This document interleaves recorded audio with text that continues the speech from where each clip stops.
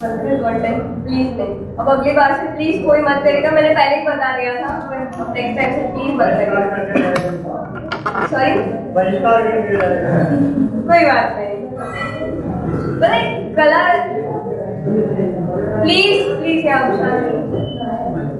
कालिदास ने ना एक रचना की, तब उसी में भी यही सब हुआ था कि वल्गर कंटेंट नहीं, मतलब कोई भी रचना उन्होंने शिव और पार्वती पे लिखी थी, तो तब उनको भी बोला गया था, उनको आई थिंक राज्य से भी निकाल दिया गया था, पर उनकी कला से फिर उन्होंने ऐसा लिखा कि आज तक हम सब उनको साहित्य का देवता मानते हैं।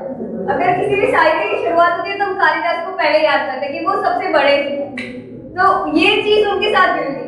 तो कलाकारों के लिए कभी हम पर्दा नहीं डालते कि आप ये यूज मत करो, ये यूज मत करो, बस कहीं पे किसी जगह पे ये रोक टोक डाल दी जाती है।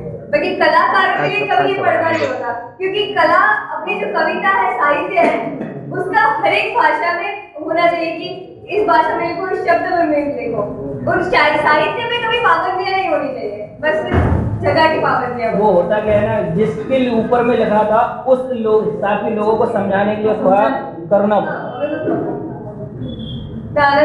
प्रतीक सालेचा, जोरदार तालियां हो जाए।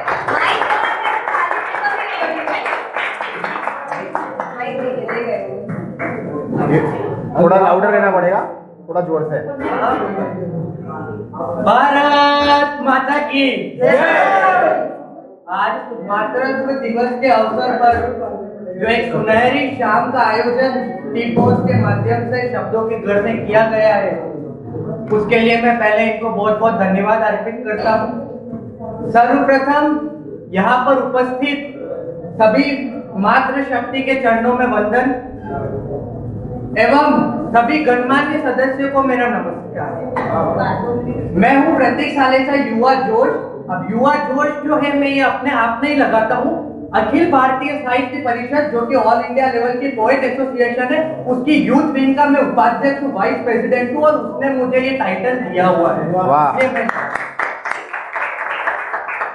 काफी मंचों पे मैं रहा हुआ हूँ, डॉक्टर सुनील जोगी हो, डॉक्टर हरिओम पवार हो, जो राष्ट्रीय कवि से लेकर के एक लोकल स्तर के कवि तक मैंने कार्य किया हुआ है। चित्तौड़गढ़ मेवाड़ की धरा, महाराणा प्रताप की भूमि और एशिया का लार्जेस्ट सीमेंट हब के नाम से जो मशहूर है, वहां से मैं आता हूं, और वहां पर हमारे राजस्थान के अंदर राष्ट्रीय दशहरे मेले का आयोजन किया जाता है, जो कोटा का प्रथम नंबर का होता है और सेकंड नंबर का होता है निम्बाहेड़ा के अंदर। तो मैं वहां की धरा से आता हूं, और लाखों की भीड़ में मैंने कवि सम्मेलनों में मैं बोला हुआ हूं। अपनी बात की शुरुआत कुछ इस तरीके से करता हूं। जो गलती करके सुधार ले उसे इंसान कहते हैं, जो गलती करके सुधार ले उसे इंसान कहते हैं, जो गलती करने पर ना सुधरे उसे नादान कहते हैं, जो गलती करने पर भी गलती करे उसे शैतान कहते हैं, जो लगातार गलती पर गलती करे उसे पाकिस्तान कहते हैं, परंतु उसकी भी गलती को जो माफ कर दे उसे ही तो हिंदुस्तान।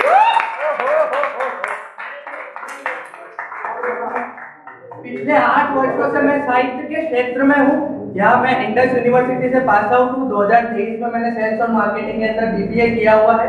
वहाँ पे भी मैं सूचना एवं जनसंपर्क अधिकारी का कार्य करता था, और प्रेजेंटली मैं कर्नावती यूनिवर्सिटी के अंदर एडमिशन काउंसलर की पोस्ट पर कार्यरत हूँ। माँ के लिए क्या बात करूँ, माँ के लिए अगर मैं लिखने जाऊंगा तो इस विश्व में जो भी डिक्शनरी और कीबोर्ड है, उतने वर्ड्स उन्होंने दिए नहीं है कि मैं माँ की उपमा कर सकूं।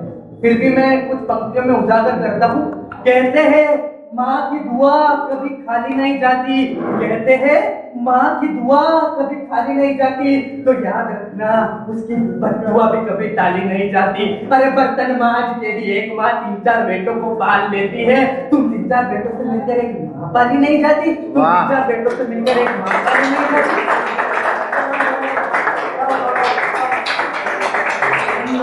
माँ क्या है, माँ ममता है, पिता प्यार है, जब दोनों के चरणों में सारा संसार है, तो क्यों रिश्तों की सारी हदें पार कराया। तेरी शक्ति पर रात भर जगी तेरे पगले, उसी माँ को तू आज वृद्धाश्रम में छोड़ाया, उसी माँ को तू आज वृद्धाश्रम में छोड़ाया। कहानी में कविता मेरे पास भी है, परंतु समय